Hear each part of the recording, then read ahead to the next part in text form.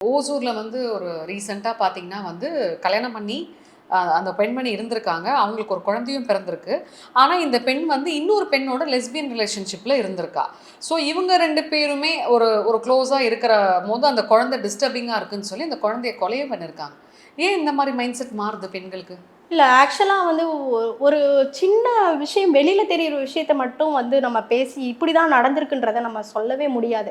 அது பின்னாடி நெறைய விஷயங்கள் என்ன நடந்தது அப்படின்றது நமக்கு தெரியல ஆக்சுவலா.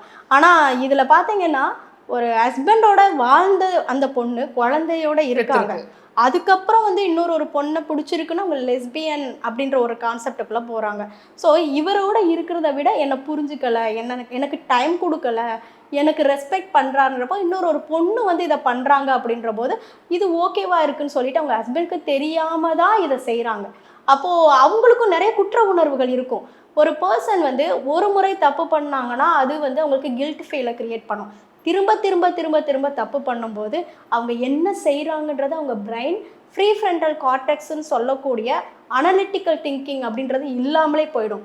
இதுல வந்து என்னன்னா, இம்பல்சிவ் ப்ளஷர் அப்படின்னு நாங்க சொல்லுவோம்.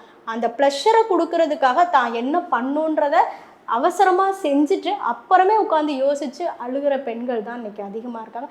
ஆண்களும் தான் இந்த மாதிரி ஒரு லிம்பிக் சிஸ்டம் உடைய இம்பல்சிவ் ப்ளஷருக்குள்ள போயிடுவாங்க.